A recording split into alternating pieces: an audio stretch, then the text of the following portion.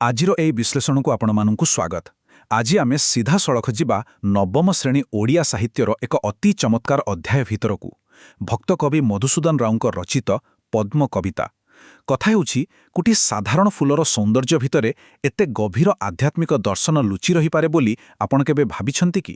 ତେବେ ଆସନ୍ତୁ ଆଜି ସେହି ରହସ୍ୟ ଉପରୁ ପର୍ଦ୍ଦା ଉଠାଇବା ଆଉ ଏହାର ଟିକିନିଖି ବିଶ୍ଳେଷଣ କରିବା। ଆଜି ଆମେ କେଉଁ କେଉଁ ବିଷୟ ଉପରେ କଥା ହେବା ତାହା ଉପରେ ଟିକେ ନଜର ପକାଇଦେବା। ପ୍ରଥମେ ଆମେ କବିତା ଏବଂ କବିଙ୍କ ପରିଚୟ ବିଷୟରେ ଜାଣିବା, ତାପରେ ପଦ୍ମର ସୌନ୍ଦର୍ଯ୍ୟ ଓ ପବିତ୍ରତା, ସୂର୍ଯ୍ୟ ଏବଂ ପଦ୍ମର ସମ୍ପର୍କ, ଏଥିରେ ଥିବା ଆଧ୍ୟାତ୍ମିକତା ଏବଂ ଭକ୍ତିଭାବ, ଆଉ ଶେଷରେ କବିଙ୍କର ଆକାଂକ୍ଷା ଓ ସେଥିରୁ ଆମକୁ ମିଳୁଥିବା ମହାନ ଶିକ୍ଷା ବିଷୟରେ ଆଲୋଚନା କରିବା। ତେବେ ଆସନ୍ତୁ ପ୍ରଥମ ଭାଗରୁ ଆରମ୍ଭ କରିବା, କବିତା ଏବଂ କବିଙ୍କ ପରିଚୟ। କବିତା ଏବଂ ସ୍ରଷ୍ଟାଙ୍କ ବିଷୟରେ କିଛି ପ୍ରାରମ୍ଭିକ ଧାରଣା ନେବା। ସବୁଠାରୁ ମଜାଦାର କଥା କ'ଣ ଜାଣିଛନ୍ତି? ଏହି କବିତାର ପ୍ରକୃତ ସାରମର୍ମ କେବଳ ଗୋଟିଏ ଫୁଲର ବର୍ଣ୍ଣନା ଭିତରେ ବିଲକୁଲ ସୀମିତ ନୁହେଁ।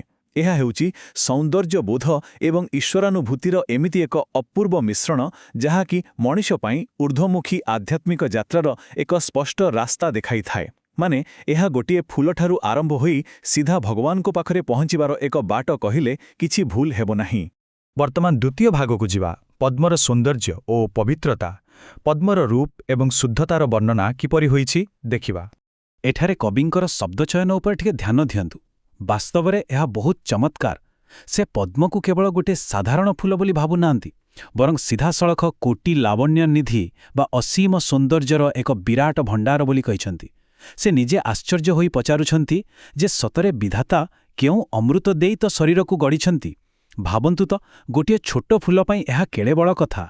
ଆଚ୍ଛା, ଏସବୁ ଶୁଣିଲା ପରେ ଆମ ମନରେ ଏକ ସ୍ୱାଭାବିକ ପ୍ରଶ୍ନ ଆସିବା କଥା, ଗୋଟିଏ ପ୍ରାକୃତିକ ଫୁଲକୁ ଦେଖିଲେ ଜଣେ ଦର୍ଶକ ବା ସ୍ୱୟଂ କବିଙ୍କ ମନରେ ଏତେ ଗଭୀର ଭାବାବେଗ ବା ଇମୋସନ୍ କେମିତି ସୃଷ୍ଟି ହୋଇପାରେ? ଏହାର ଉତ୍ତରଟି ବିଲକୁଲ ସ୍ପଷ୍ଟ। କବି କହୁଛନ୍ତି, ଏତେ ପବିତ୍ର ଏବଂ ନିର୍ମଳ ଫୁଲକୁ ଦେଖିବା ମାତ୍ରେ ତାଙ୍କ ହୃଦୟରୁ ସବୁ ମଳିନତା, ସବୁ ଦୁଃଖକଷ୍ଟ ଦୂର ହୋଇଯାଏ। ଏକ ପୁଣ୍ୟ ଆନନ୍ଦ ବା ଅମୃତରେ ତାଙ୍କ ମନ ପୂରାପୂରି ଭରିଯାଏ। ଏହାର ଅର୍ଥ ହେଲା, ବାହାର ଦୁନିଆର ଶୁଦ୍ଧତା ଆମ ଭିତରର ଅନ୍ତର୍ଜଗତକୁ କେମିତି ସମ୍ପୂର୍ଣ୍ଣ ବଦଳାଇ ଦେଇପାରେ, ତାହା ଏଠାରୁ ବେଶ୍ ବାରି ହୋଇପଡ଼େ।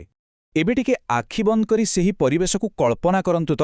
ନୀଳରଙ୍ଗର ପୋଖରୀ ପାଣି, ତା ଉପରେ ସବୁଜ ନଳିନୀ ପତ୍ର ଏବଂ ପଡ଼ୁଥିବା ଉଜ୍ଜଳ ସୂର୍ଯ୍ୟକିରଣର ଢଳଢଳ ରୂପ।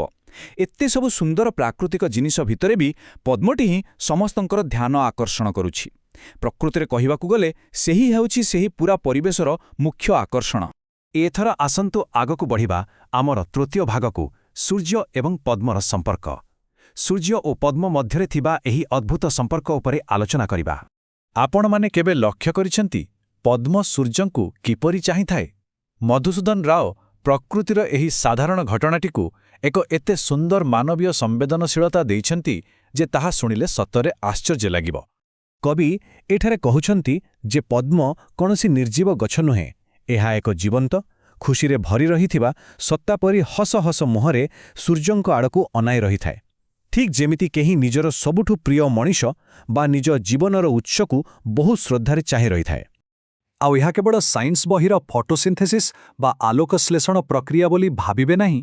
ଏହା ହେଉଛି ଏକ ଦିବ୍ୟ ଆଦାନ ପ୍ରଦାନ। ମାନେ, ସୂର୍ଯ୍ୟ ନିରନ୍ତର ଶୁଭ୍ର ଜ୍ୟୋତିଧାରା ଢାଳୁଛନ୍ତି ଆଉ ପଦ୍ମ ଗଭୀର ଭକ୍ତିର ସହ ତାହାକୁ ପିଉଛି। ଆଉ ଏହାର ଫଳସ୍ୱରୂପ ପଦ୍ମ ଏକ ଅପୂର୍ବ ଦିବ୍ୟଶ୍ରୀ ଲାଭ କରୁଛି।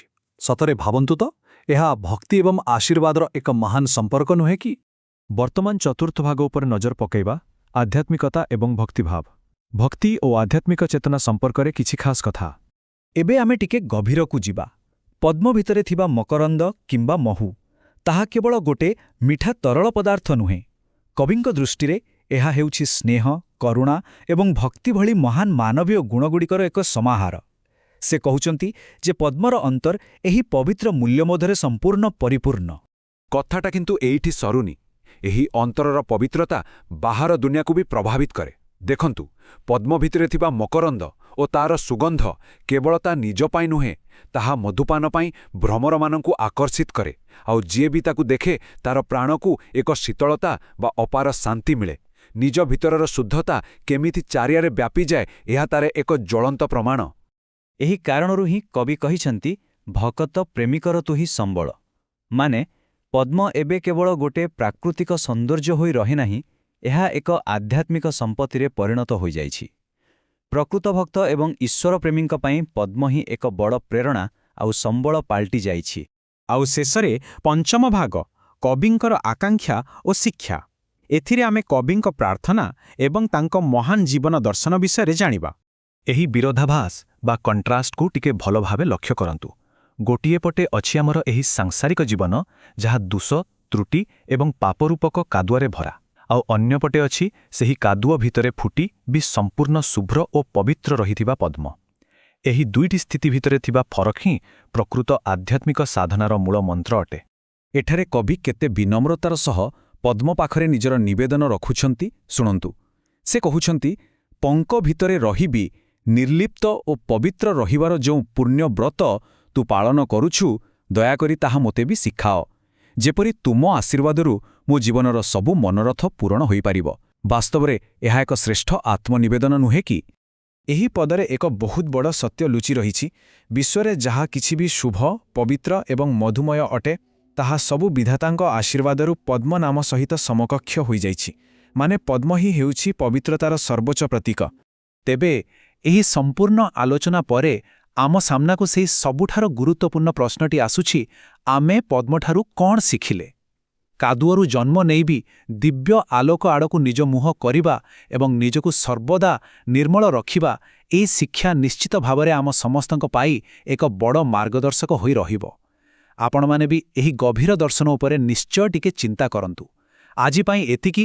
ପୁଣି ଦେଖାହେବ ଏମିତି ଏକ ରୋଚକ ବିଶ୍ଳେଷଣ ସହ। ଧନ୍ୟବାଦ।